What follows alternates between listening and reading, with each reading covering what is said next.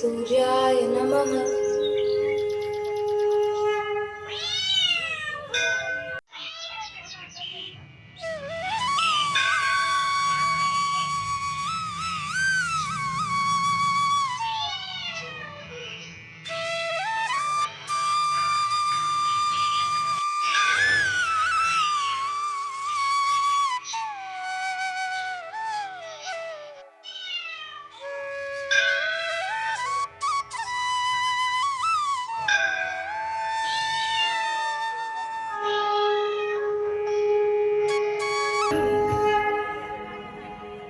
पुत्री द्रौपदी, मैं तुम्हारी उपासना से अति प्रसन्न हुई। मांगो पुत्री, क्या मांगती हो?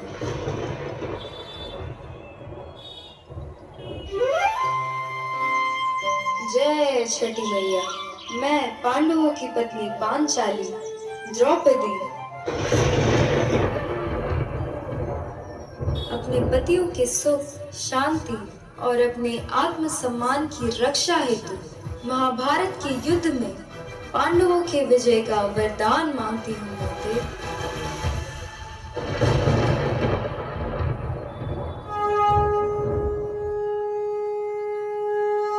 तथास्तु। पांडव अवश्य विजय होंगे।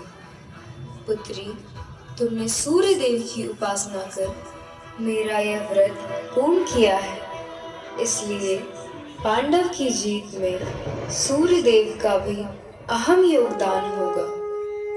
तथास्तु।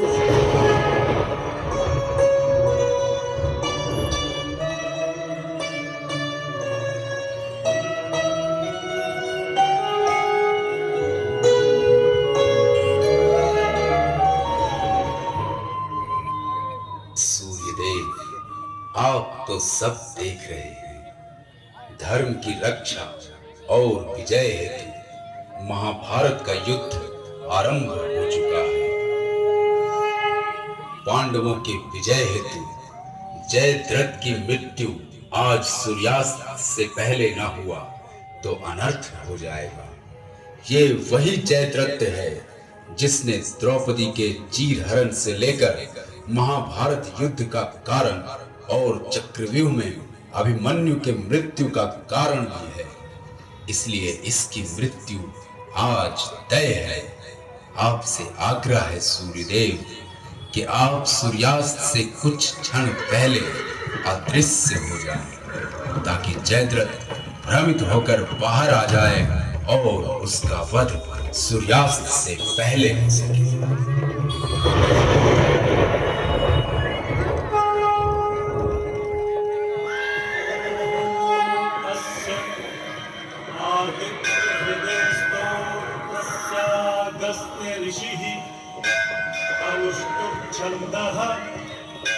आदित्य हृदय भगवान ब्रह्मा।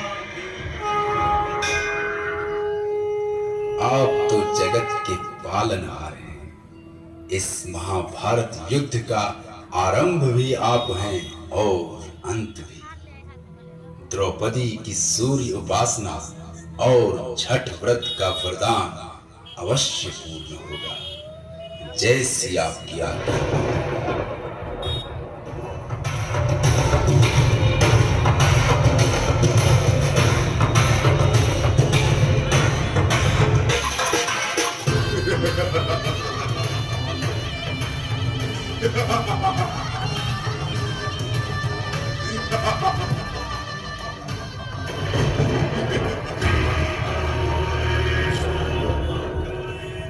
सूर्यास्त हो चुका है। अब मुझे कोई नहीं मार सकता। देख, तेरा प्रण विफल हो गया। सूर्यास्त हो गया। आज सूर्यास्त को कृष्ण भी नहीं रोक सका।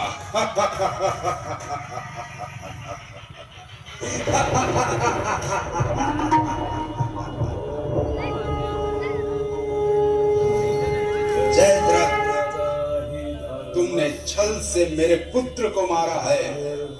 तेरी मृत्यु तय है। देख, अभी सूर्यास्त होने में कुछ क्षण बाकी है, किंतु तेरे प्राण के लिए ये ले।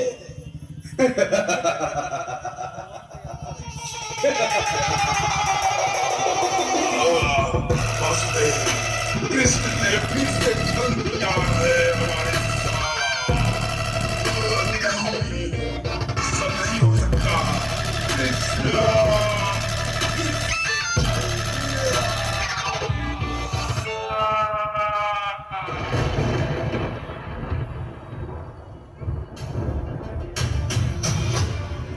इसे छल नहीं, यह सब धर्म का मार्ग है। इस प्रकार कौरवों के एक एक योद्धा मारे गए और पांडव विजय हुए। महाभारत युद्ध समाप्त हुआ। सूर्यदेव की कृपा, छठ व्रत का वरदान और द्रौपदी का प्रण सफल हुआ। सत्य और धर्म की जीत हुई, किंतु अंततः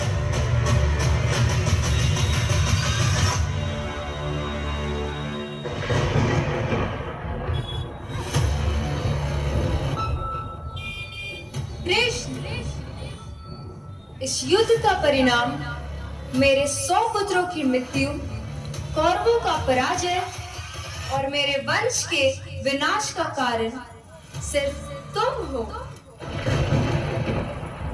इसलिए मैं तुम्हें श्राप देती हूँ कि जिस प्रकार मेरे वंश का, मेरे साम्राज्य का विनाश हुआ है, उसी प्रकार तुम्हारा और तुम्हारे वंश और साम्राज्य का विनाश होगा। यह एक माँ का श्राप है।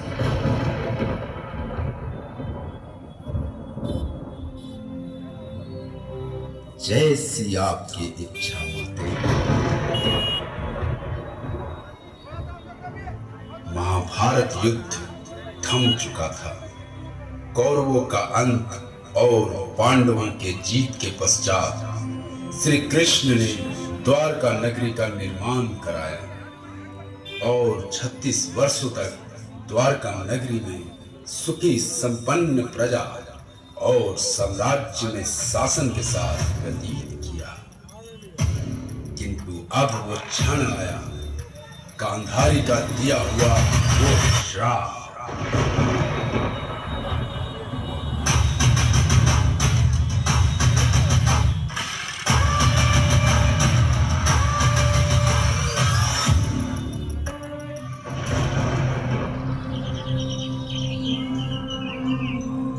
अरे, ये कोई हिरन प्रतीत होता है।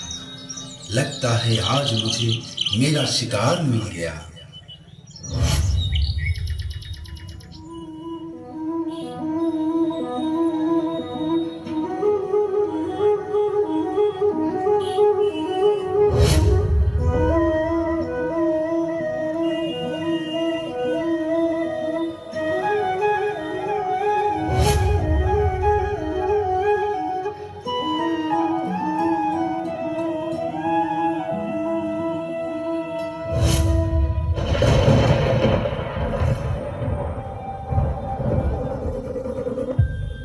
प्रभु, ये मुझसे कैसा पाप हो गया। मैं आपको पहचान न सका प्रभु। मुझसे बहुत बड़ी भूल हो गई। मुझे क्षमा कर दे प्रभु, क्षमा कर दे। नहीं पुत्र, तुमने कोई पाप नहीं किया। तुम कोई साधारण मनुष्य नहीं। तुम तो राजा बाली हो, जिसे मैंने त्रेता युग में राम बनकर राजा बाली का वध झुककर और धोखे से किया था। सब कर्मों का फल है। तुमने कोई पाप नहीं किया पुत्र, बल्कि मुझे मुक्ति दी है। मेरा समय समाप्त हुआ, द्वापर युग का अंत हुआ।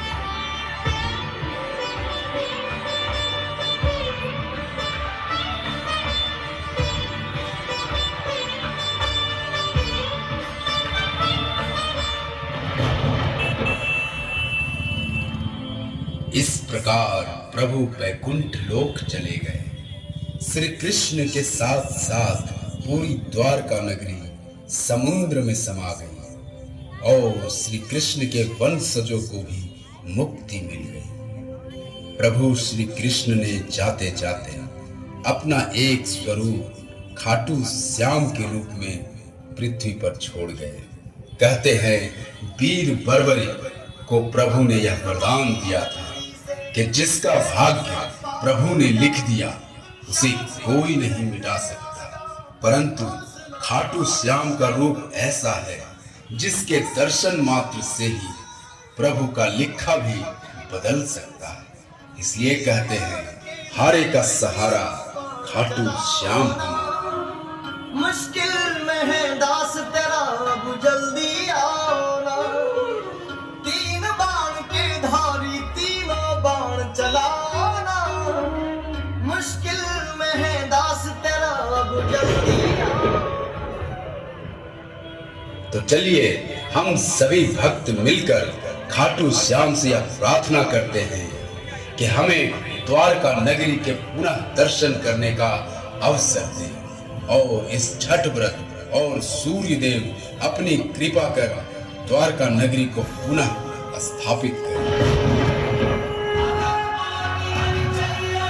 जय श्री खाटू श्याम, जय छठी मैया, बोलिए सूर्य भगवान